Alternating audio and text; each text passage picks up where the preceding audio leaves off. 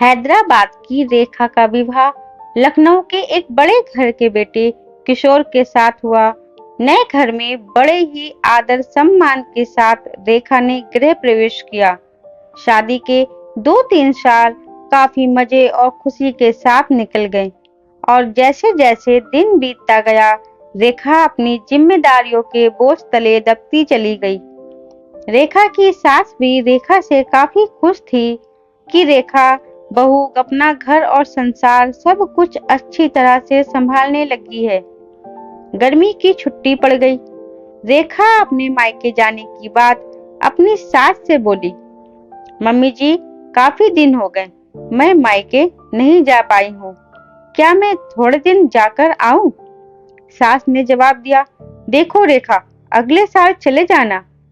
रेखा यह सुनकर काफी नाराज और दुखी होकर सोचने लगी कि जब कंचन दीदी हर दूसरे महीने घर पर आती हैं तो मम्मी काफी खुश होती हैं और कहती कितने दिन के बाद आई हूँ, और मुझे पूरा 1 साल हो गया मायके गए, मेरे बारे में तो कोई कुछ सोचता ही नहीं है। मेरी खुशी किसी के लिए कोई मायने ही नहीं रखती। क्या मैं दिन भर इन लोगों को खाना बना के खिलाती रहूं, घर का सारा काम करती रहूं? क्या मेरी यही जिंदगी है? और रेखा कमरे में आंसू की धारा समेटे दाखिल हुई। शाम को कंचन दीदी आने वाली है, देखना मम्मी जी कितना खुश होती हैं। खाने के अलग अलग फरमाइशें की लड़ी लगती रहेगी कि कभी कंचन दीदी के लिए समोसा बना दो, कभी पालक पनीर, तो कभी बिरयानी। मैं इतना क्यों सोच रही हूँ? करना तो मुझे ही है, बनाना तो मुझे ही है। चलो किचन में, अभी से तैयारी में लग जाऊं। यहाँ सोच ही रही थी कि तभी सास ने आवाज दी, रेखा जल्दी नीचे आओ, देखो कंचन आई है। रेखा अपने चेहरे पर मुस्कान लिए अपने दुख को अंदर एक कोने में दबाए अपनी ननंद का स्वागत करती है। कैसी हो भाभी? कंचन रेखा से बोली। अच्छी हूँ दीदी, और घर में सब कैसे हैं? अच्छे हैं। अच्छा, हमारे जीजा जी कैसे हैं? कंचन शर्माते हुए कहती है, वह भी भाभी अच्छे हैं। अच्छा दीदी, आप बैठो, मैं नाश्ता बना कर लाती हूँ। नहीं नहीं भाभी, कुछ मत बनाओ, मैं अभी घर से नाश्ता करके आई हूँ। और भाभी, मैं केवल 2-4 घंटे ही रहूंगी, क्योंकि सास की तबीयत ठीक नहीं है। आपके जीजा जी उन्हें कानपुर दिखाने गए हैं, तो वो बोले तुम अकेली यहाँ क्या करोगी? एक काम करो, तुम अपने घर जाकर सबसे मिलकर चली आओ। सो मैं आ गई।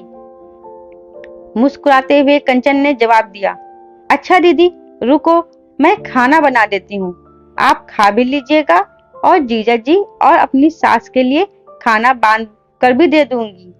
अरे भाभी, मेरे साथ बैठो, बातें करो, शाम तक मैं चली जाऊंगी, खाना तो बनता ही रहेगा। तभी रेखा की सास ने रेखा से कहा, तुम एक काम करो, कंचन के साथ बैठो, बातें करो, मैं कुछ बनाती हूँ। जी नहीं मम्मी जी, मैं बनाती हूँ, आप दीदी के साथ बात कीजिए। तभी कहा कंचन ने कहा, कोई बात नहीं, आप खाना बनाओ और मैं आपसे बातें करूंगी, थोड़ी मदद भी हो जाएगी। यह ठीक रहेगा ना, क्यों माँ? रेखा की सास बोली, ये भी सही है। रेखा और कंचन किचन में प्रवेश करती है और काफी देर तक हंसी मजाक करते करते खाना भी तैयार हो जाता है। कंचन खाना खाने के बाद शाम को अपने घर चली जाती है। रसोई को समेटकर रात को अपने कमरे में रेखा गई तो किशोर ने कहा कि रेखा, तुम काफी थक गई होगी, आराम कर लो। हाँ, मुझे आराम कहाँ है, तुम्हारी माँ तो बस यही चाहती है कि मैं अपने मायके ना जाऊं।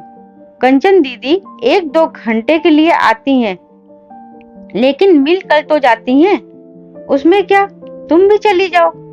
रेखा किशोर ने कहा, और देखो रेखा, दीदी भी कहाँ आ पाती हैं, जब जीजा जी अपनी माँ को कानपुर डॉक्टर के पास दिखाने ले जाते हैं तभी मिलने आती हैं। तो इसका मतलब है मैं भी कभी नहीं जा सकती अपने मायके?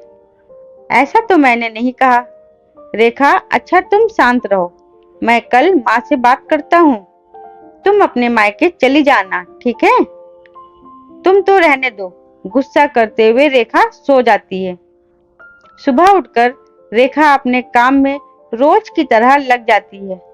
दोपहर में शर्मा आंटी रेखा की सास से मिलने आती हैं और काफी देर तक बातें करती रहती हैं।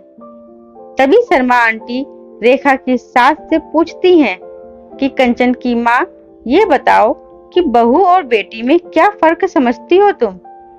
रेखा इस सवाल के जवाब का इंतजार कर ही रही थी कि मम्मी जी का इस पर क्या जवाब होगा।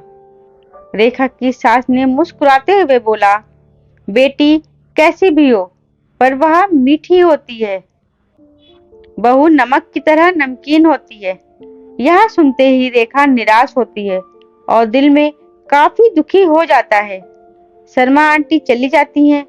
काफी देर तक रेखा यह सोचती रही कि मैंने मम्मी जी के साथ ऐसा क्या बुरा किया जो मम्मी जी मेरे बारे में ऐसा सोचती हैं। और वह अब घर में निराश रहने लगती है। निराश रेखा को देखकर एक दिन रेखा की सास ने पूछा, रेखा यहाँ आओ, तुमसे कुछ किसी ने कहा है क्या, या किशोर ने कुछ बोला है क्या?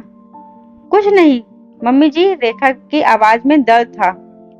रेखा की सास ने अपने पास बैठाकर पूछा, नहीं तुम बताओ रेखा क्या हुआ है?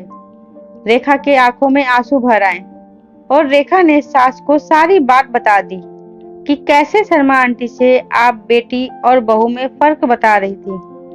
ओहो, तो यह सुनकर तुम नाराज हो गई? बस इतनी सी बात?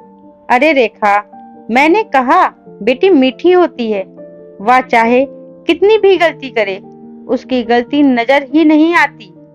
वह गुड़ की तरह मुंह में घुल जाती है और खाने में अगर मीठा ना हो तो कोई फर्क नहीं पड़ता है। और बहू नमक के समान इसलिए है क्योंकि खाने में अगर नमक ना हो तो खाना बेस्वाद होता है। खाने में नमक मिलने पर हम जो खाना खाते हैं उसी समय नमक के हम कर्जदार बन जाते हैं। ठीक उसी तरह तुम मेरे लिए वही नमक हो। मैं अपने स्वार्थ के लिए तुम्हें कहीं नहीं जाने देती हूँ, क्योंकि तुम्हारे ना रहने पर घर सूना सा लगता है। इस घर को संभालती हो इसलिए हम तुम्हारे कर्जदार हैं।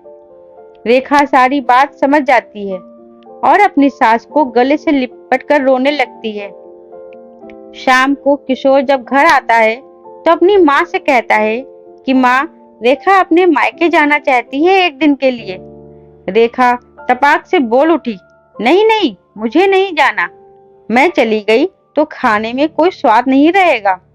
किशोर को कुछ समझ नहीं आया कि कल रात मायके जाने के लिए मुझसे कह रही थी, अचानक से इसे क्या हो गया। किशोर सोचने लगा कि इन औरतों को समझना मर्दों के बस के परे है। रेखा की सास रेखा के सिर पर हाथ फेर मुस्कुरा रही थी और किशोर एकटक अपनी माँ को देखे जा रहा था। दोस्तों, उम्मीद करते हैं आपको हमारी कहानी जरूर पसंद आई होगी। कहानी अच्छी लगी हो तो चैनल को लाइक, शेयर और सब्सक्राइब करना मत भूलिएगा। धन्यवाद दोस्तों।